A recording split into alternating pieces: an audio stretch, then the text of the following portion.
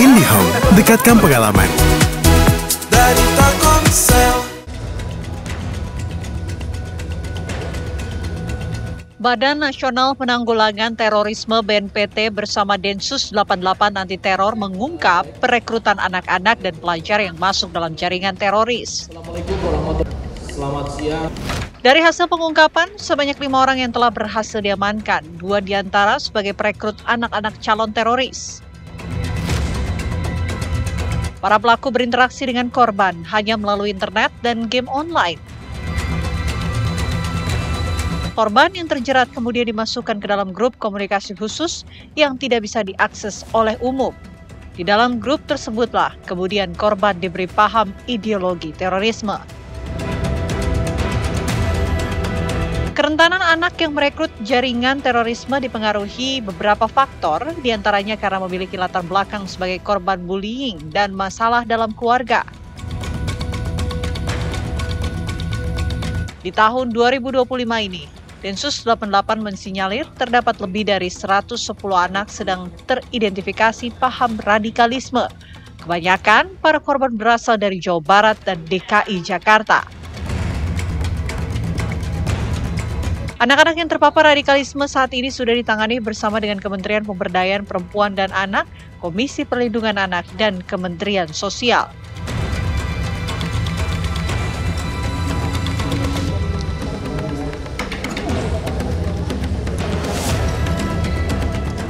Ya, kita akan langsung membahasnya pemirsa bersama dengan Kadensus 88 tahun 2004-2008. Ada Irjen Pol Purnawirawan Bekto Suprapto. Selamat malam Pak Bekto. Selamat malam Mbak Benang. Pak Bekto, ini kalau kita lihat modus dari pelaku jaringan terorisme ini kemudian melalui media sosial dan juga game online. Bagaimana sebetulnya pola komunikasi jaringan teror melalui game ini Pak Bekto?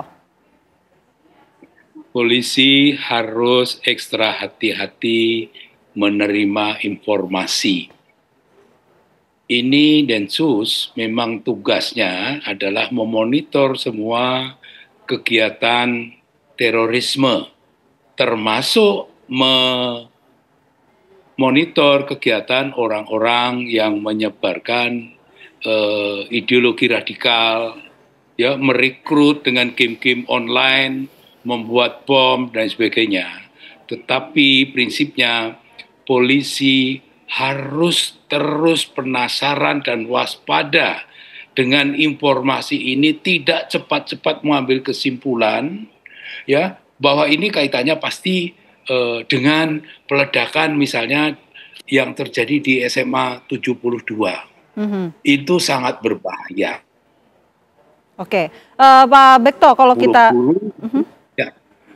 Ya. Pak, kalau kita lihat juga dan mungkin bisa dianalisa dari zaman Anda ketika Anda memimpin Densus 88, apakah dulu juga sudah ada indikasi bahwa platform digital ini juga digunakan untuk jaringan terorisme, Pak? Apakah kalau Anda bandingkan dengan situasi saat ini, ancamannya sudah semakin besar, Pak Bekto? Jelas sangat berbeda ya. Saat itu media sosial belum semeriah sekarang. Proses rekrutmen itu biasanya melalui tatap muka, di-influencing, ya, sehingga misalnya pelaku bom Bali 1 adalah orang dari Banten, ya, yang memang dia patah hati, memang dia sangat hidupnya susah dan sebagainya. Kemudian pelaku bom Marriott tahun 2003 itu juga adalah seorang buruh yang banyak utang, hidupnya menderita dari Sukaraja, Sukabumi. Jadi berbeda. Yang sekarang begitu mudah orang menggunakan media sosial, ya, menggunakan jaringan-jaringan digital yang ada. Ini situasinya sangat berubah. Ya, jadi polisi juga menyikapinya harus berubah. Oke. Perbedaan kondisi yang berbeda tentunya. Tapi Pak Bekto, kalau menurut Anda, apakah kondisi saat ini ataupun struktur jaringan semacam ini, cara bekerjanya sebetulnya seperti apa sih Pak menurut Anda? Cara bekerjanya adalah mereka menyebut sebagai Tanzim Siri, organisasi rahasia. Ya, jadi tidak boleh secara terbuka, ya, terang-terangan, itu tidak bisa. Selalu memakai cover, selalu itu ditutup-tutupi sehingga hanya orang-orang tertentu saja yang sudah masuk jaringan itu yang dibina. Itu kalau pola itu dari dulu sudah ada, hanya sekarang metodenya berbeda karena situasi teknologi informasi juga sudah jauh lebih maju daripada tahun 2000 sampai katakanlah tahun 2008, itu sangat berbeda. Oke, karena kalau sekarang Pak yang direkrut ini adalah anak-anak, yang ditargetkan ini adalah anak-anak. Bagaimana menurut Anda? Ya, ya bisa saja. Anak-anak itu, saya juga pernah jadi anak-anak, Vena juga pernah jadi anak-anak. Bagaimana merekrut anak-anak itu secara psikologis itu juga ada caranya. Ini dipelajari semua oleh teroris, ya. Anak-anak itu kepingin mencoba, kepingin membuktikan sesuatu. Itu dipelajari betul sehingga dicari kesempatan bagaimana untuk merekrut satu orang itu diteliti dengan sangat-sangat teliti, sangat hati-hati sehingga ini bisa masuk, ini tidak bisa masuk. Sama seperti dulu para pelaku bom bunuh diri itu prosesnya juga tidak mudah, tidak cepat. Mereka didoktrin setiap hari. Cara doktrinnya juga berbeda. Oke, sebagai mantan Kadensus 88 Pak, apa himbauan Anda tentunya untuk anak-anak di luar sana agar kita tidak ingin ada yang kemudian terpapar ataupun terekrut, termasuk juga himbauan untuk orang tua?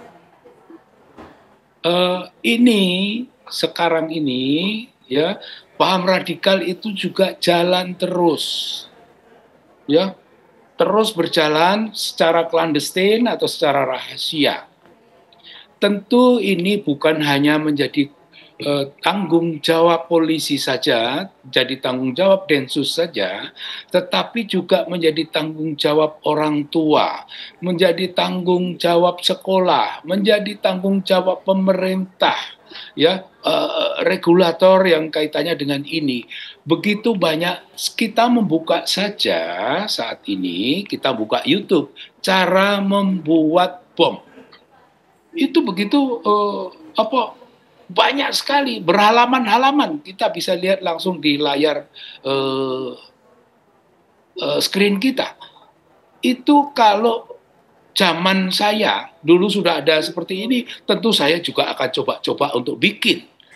Mula-mula untuk bisa kesenangan, lama-lama juga dimasuki. Oke, baik. Ini harus menjadi perhatian dan keprihatinan kita semua. Oke, ini harus jadi perhatian tidak hanya untuk anak-anak tapi juga orang tua di luar sana. Baik, kita berharap ini tidak terjadi lagi. Mudah-mudahan anak-anak tidak terperangkap ataupun kemudian menjadi target dari jaringan terorisme ini. Terima kasih Pak Bekto Suprapto sudah bergabung bersama kami di Apa Kabar Indonesia Malam.